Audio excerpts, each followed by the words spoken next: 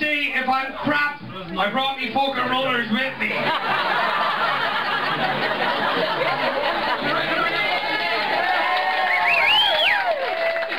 Anyway, it is difficult getting up here because there's loads of fucking people in the bar. But apart from that, the old nerves go, you spend all day learning your lines. I was told, you're going down to Cork to patch shorts, there'll only be a few people in it. The biggest fucking audience I've played is 7 people in Dublin. I'm after changing me jocks 4 fucking times. The smell of shite in me bag is rotten.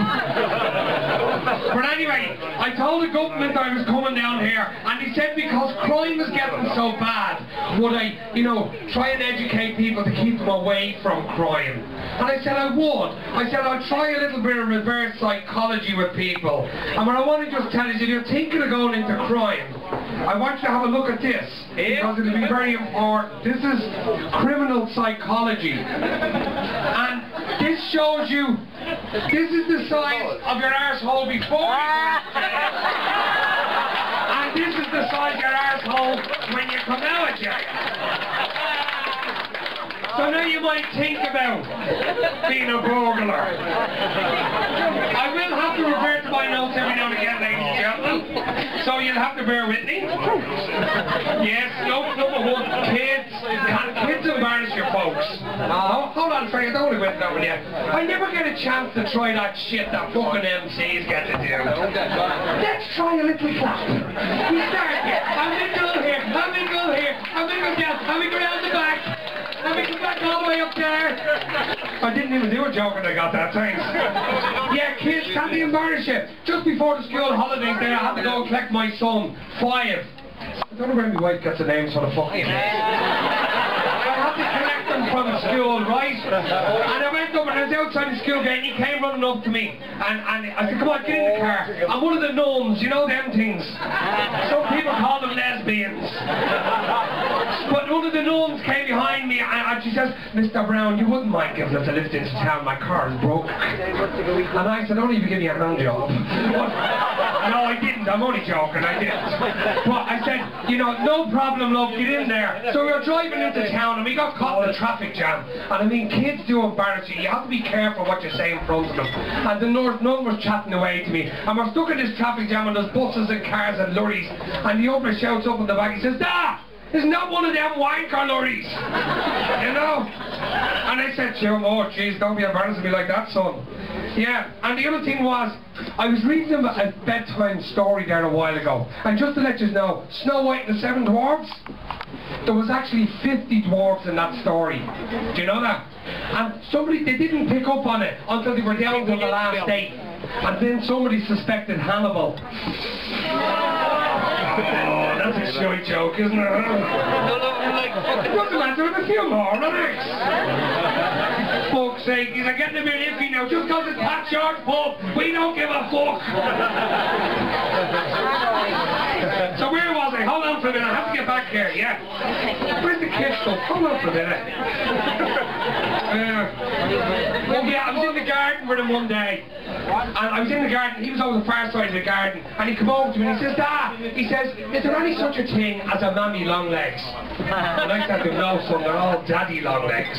Since I was a kid, they were daddy long legs, so they're all daddy long legs. And he said, that's great, Dad. And I was curious as to why he asked the question. And he went over the other side of the garden, he lifted his foot and he went, we'll have none of that gay shit in my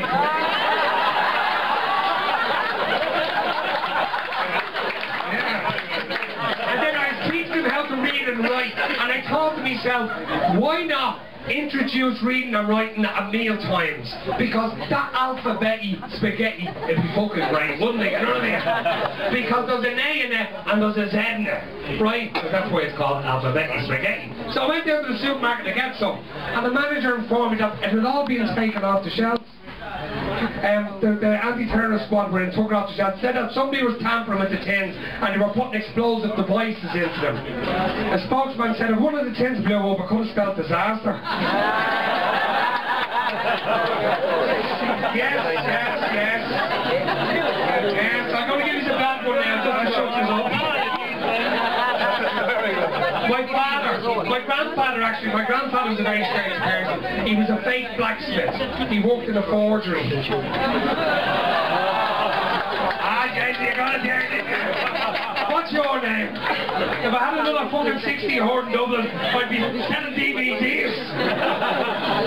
And my own father, he was a remote distant man. He was a North Pole explorer. Oh yeah, I'm doing the shite stuff I was saying. I do that first, but I didn't. Because sometimes, you know, you do that. But when we were kids, ladies and gentlemen, I came from inner city Dublin, you know what I mean? And when we were kids, we had some great games. You don't see kids out in the street enough nowadays playing games. Sure you don't. We played Relivio. Did anybody play Relivio? No, you were all playing hand Relivio, weren't you? Fucking punchies, I know what you said up there. But Relivio, that was a great game. Kick the can. Did you play kick? Yeah. Okay. Kiss chasing. Yeah, kiss chasing was great, wasn't it? And Nookie Board was chasing you. You were like Mark fucking Spitz. You're gone. A good looking board. Oh, hang on. I think you kissed real funny, didn't you? You kissed like... Just to put your lips. I'm not that fucking old. You know, you didn't stick the tongue in. And I did. I was a dirty bastard. Yeah, I love kiss chasing as well. And I love doctors and nurses. Did anybody play doctors and nurses?